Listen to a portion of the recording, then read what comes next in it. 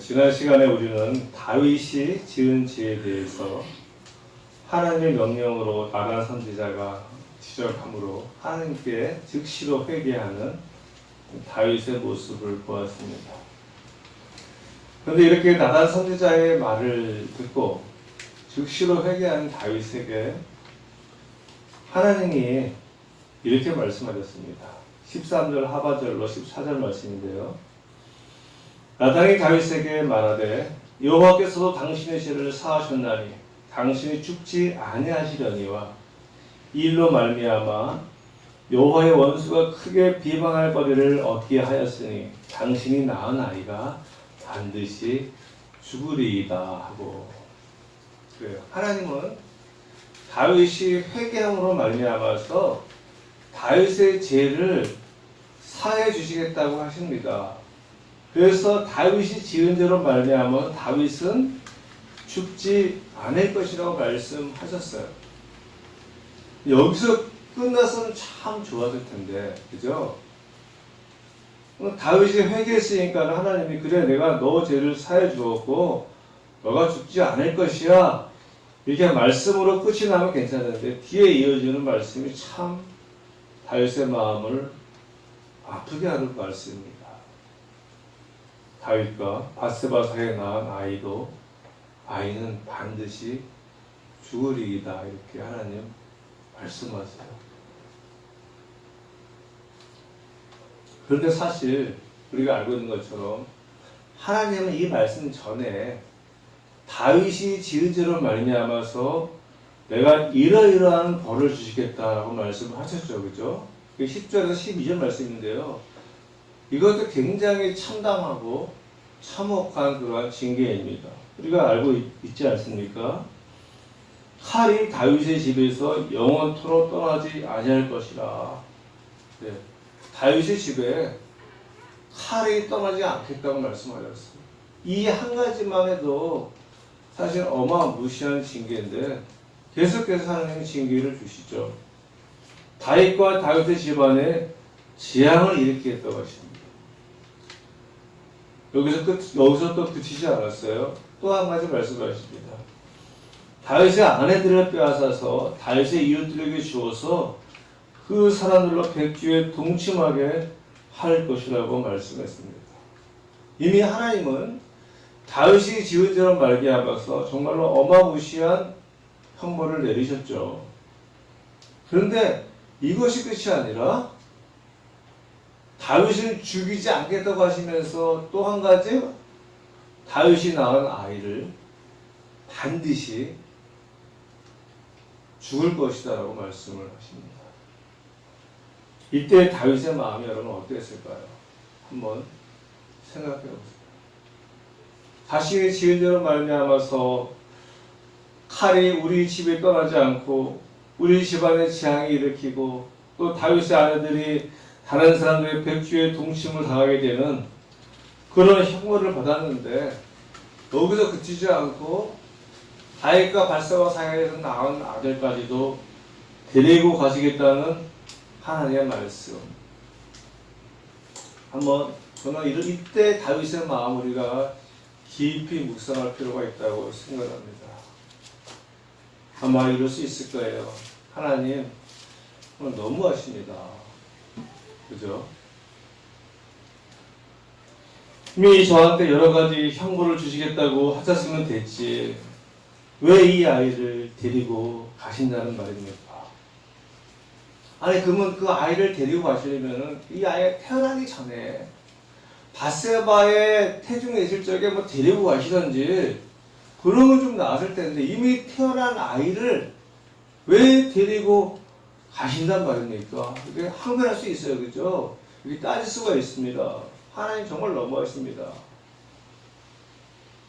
그리고 데리고 가시려면 정말 우리 아이를 데리고 가시려면은 제가 지은 죄 때문에 데리고 가신다면 저를 데리고 갈 일이지 왜 죄 없는 아이를 데리고 가십니까?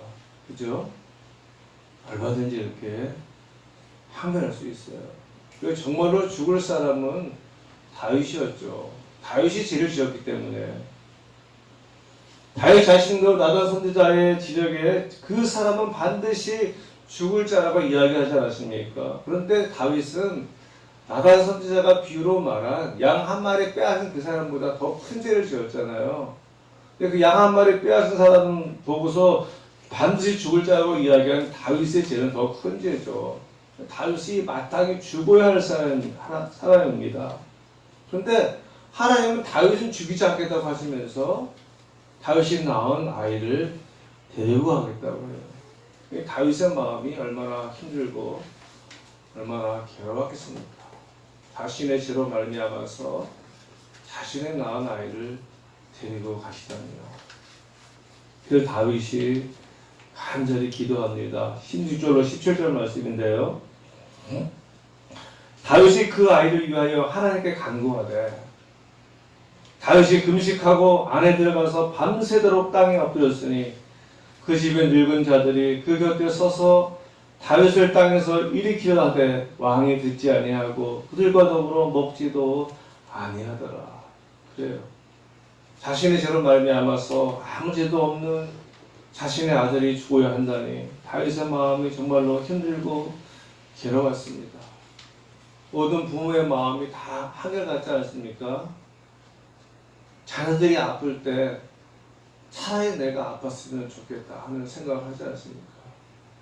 우리 재유가 자주 아팠을 때 진지사님 전화해서 문자로 기도 부탁받는 거. 할아버지 마음도 마찬가지겠죠. 우리 재유가 아플 때마다 너무 마음이 아픈 거예요. 죽을 병에 안 걸려도 자식이 아프기만 하면은 그 아픈 자식을 바라보면서 차라리 내가 아팠으면 좋겠다 이런 마음을 우리가 하지 않습니까? 그게 부모의 마음입니다. 그런데 자녀들이 죽을 병에 걸리면은 차라리 내가 그 죽을 병에 걸리는 것이 훨씬 낫다고 생각을 하죠. 자녀들이 힘든 일을 당해서 괴로워하고 힘들어할 때는 본인이 자녀의 모든 이 힘든 것을 다 떠안고 가고 싶어하는 것이 부모의 마음입니다. 그런데 자신이 지은 죄로 말미암아서 자식이 죽어야 한다면 그 참나 마음은 이루 말할 수가 없는 것이죠. 다윗은요, 칼이 자신의 집에서 영원토록 떠나지 아니할 것이라는 말씀에도 그것을 위해서 기도하지 않았어요. 그죠? 또 다윗의 집에 재앙을 내리겠다고 했을 때에도 재앙을 거두어달라고 기도하지 않았고요. 심지어 자신의 아내를 빼앗아 이웃들에게 주겠다고 했을 때에도 그렇게 하지 말아달라고 기도하지 않았습니다. 그런데 자신이 지은 죄로 말미암아서 자신의 아이를 데리고 가겠다고 했을 적에는 다윗이 간절히 기도하죠. 금식하면서 밤새도록 울면서 땅에 엎드려 하나님께 간구합니다. 심지어 주변 사람들이 다윗이 걱정에 대해서 다윗을 일으키려 해도 듣지도 않고 먹지도 않고 다윗이 기도합니다. 내가 지은 죄로 말미암아서 하나님이 다른 사람에게 징계를 주신다면 여러분의 마음은 어떠하겠어요? 우리 상식적인 사람이라면 내 자식이 아니라 내가 지은 죄로 말미암아서 다른 사람들이 어려움 당하는 것도 힘들지 않습니까? 그것도 내가 가장 소중히 여기는 사람에게 내가 지은 죄로 말미암아서 징계를 주신다면 우리는 차마 견딜 수가 없을 것입니다. 차라리 내가 받으면 받았지 나의 죄로 말미암아서 내가 가장 소중히 여기고 사랑하는 사람이 징계를 받는다면은 내가 당하는 고통 그 이상으로 힘들고 괴로울 것입니다. 다윗에게 있어서 아들의 죽음은 자신이 죽는 것보다 더 큰 고통이었을 것이에요. 그래서 다윗은 아주 간절하게 하나님께 자기 아이를 살려달라고 기도합니다. 그런데 중요한 것은요, 이렇게 기도하기 전에 다윗은 하나님의 뜻을 알고 있었죠. 그죠? 하나님의 뜻은 다윗의 아이를 살리는 것입니까? 다윗의 아이를 죽이는 것입니까? 다윗의 아이를 죽이는 것이 하나님의 뜻이었거든요. 반드시 죽으리라 하셨거든요. 그냥 죽으리라도 아니고 반드시 죽으리라. 하나님의 뜻은 그 아이가 반드시 죽는 거예요. 그런데 왜 다윗이 기도합니까? 그 이유가 있어요. 22절 말씀인데요. 이르되 아이가 샀을 때 내가 금식하고 웃은 것은 혹시 여호와께서 나를 불쌍히 여기사 아이를 살려주시려니 누가 알까 생각함이거니와. 다윗이 기도한 이유는 다윗도 하나님의 뜻을 알고 있었어요. 근데 다윗의 마음이 너무 힘든 거죠. 하나님의 뜻은 알고 있지만 하나님이 그렇게 되면 안 됩니다. 하나님의 뜻대로 되면 안 돼요. 우리 아이 살려주세요.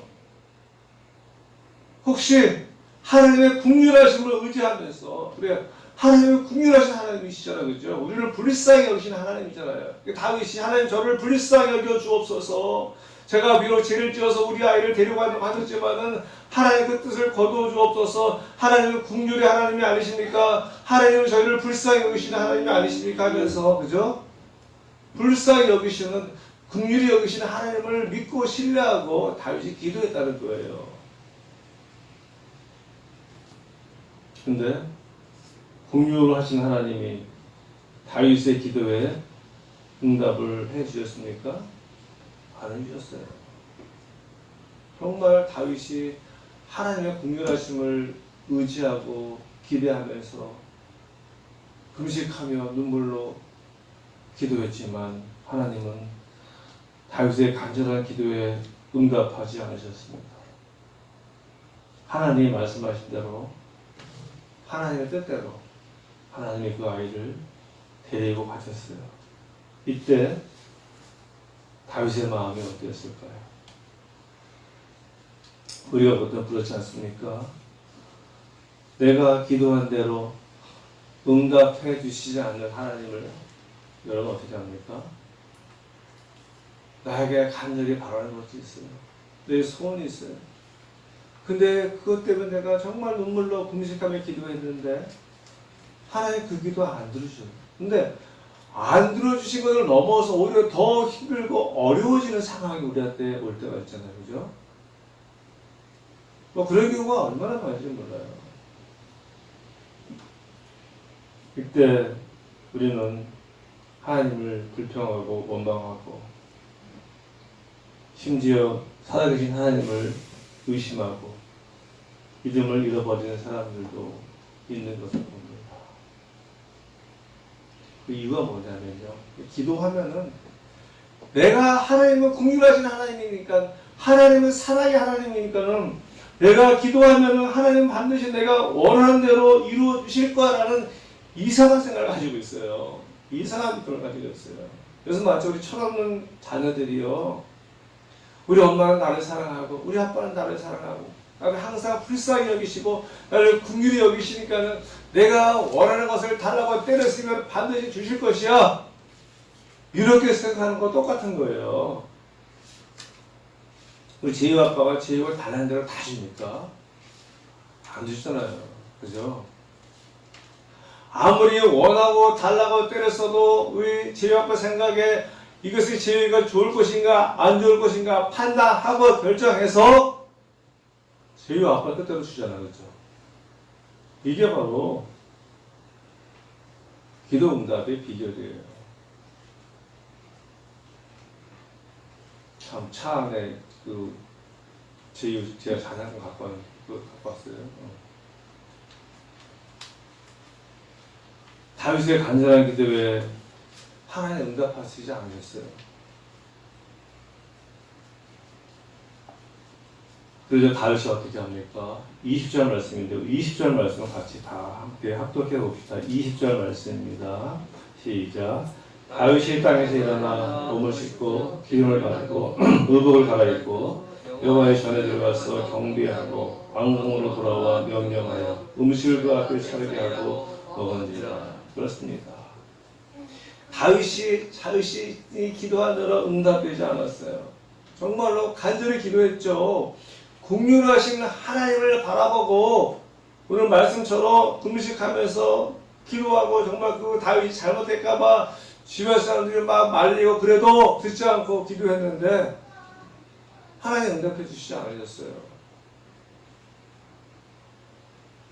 그런데 다윗은 땅에서 일어나서 몸을 씻고 기름을 바르고 의복을 갈아입고 어떻게 했습니까? 여호와의 전에 들어가서 경배하고 아주 짧은 말씀이지만 이 안에 하나님의 뜻에 대한 다윗의 마음이 들어있는 거예요. 다윗은 자신이 기도한 대로 응답되지 않았다고 해서 정말로 긍휼하신 하나님을 의지하면서 기도했는데 간절히 기도했는데 그 기도에 응답되지 않았다고 해서 하나님을 원망하거나 불평하지 않았어요. 오히려 몸을 씻고 기름을 바르고 의복을 갈아입고 하나님께 예배를 드렸습니다. 하나님께 감사하다는 것이죠. 하나님의 뜻에 내가 순종하겠다는 것이죠. 나의 결정이 아닌 하나님의 결정에 따르겠다는 것이에요. 비록 하나님이 나의 죄로 말미암아서 내가 낳은 자식을 데리고 왔지만 그것이 너무나 힘들고 아프고 슬프지만 그럼에도 불구하고 저는 하나님의 결정에 따르겠습니다. 이것이 바로 기도에 대한 바른 태도예요. 하나님은요, 다윗에게 가장 좋은 것이 무엇인지 알고 계신 분이시죠. 우리 부모들이 우리 자녀들에게 가장 좋은 것이 무엇인가 알고 있잖아요. 비록 다윗이 낳은 아이를 데리고 가는 것이 다윗에게는 엄청난 아픔일 수 있지만 또 이렇게 다윗이 낳은 아이를 데리고 가는 것이 다윗이 지은 데에 대한 징벌이기도 하지만 또 다른 면에서는요, 다윗을 위한 가장 좋은 결정인 것입니다. 이것이 하나님의 뜻이거든요. 그래서 14절 말씀에 이렇게 말씀하십니다. 이 일로 말미암아 여호와의 원수가 크게 비방할 거리를 얻게 하였으니 당신이 낳은 아이가 반드시 죽으리이다. 왜 죽어요? 아이가? 이 일로 말미암아 여호와의 원수가 크게 비방할 거리를 얻게 했기 때문에, 즉 그 아이가 살아있다면 하나님의 원수가 크게 비방할 거리를 얻게 된다는 것이죠. 즉 하나님의 영광이 그 아이로 말미암아서 가려진다는 거예요. 여러분 생각해 보세요. 우리 하나님을 믿는 사람들의 삶의 목적이 무엇이죠? 하나님의 영광을 위해 살아가는 사람들. 그 아이로 말미암아서 평생 하나님의 영광이 가려진다면 다윗의 삶의 의미가 무엇이겠어요? 믿음의 사람, 기름 부어 세운 왕, 하나님의 마음이 합한 사람이라고 했는데 이 아이로 말미암아서 평생 동안 하나님의 영광이 가려진다면 다윗의 삶은 아무런 의미가 없는 거죠. 그래서 하나님이 그 아이를 데리고 가신 거예요. 하나님은 죄를 지은 다윗이 아이를 데리고 가시는 것이 다윗에 대한 징계이기도 하셨지만은, 그죠?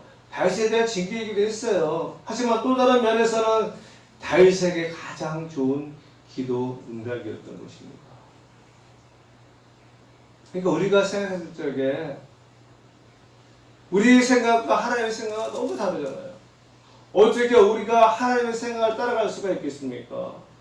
우리는 우리 생각만 가지고서 내가 원하는 대로 되지 않았다고 막 마음 아파하고 힘들어하고 어려워하고 괴로워하는 거예요. 이게 철없는 우리 자녀들의 모습이잖아요. 그죠?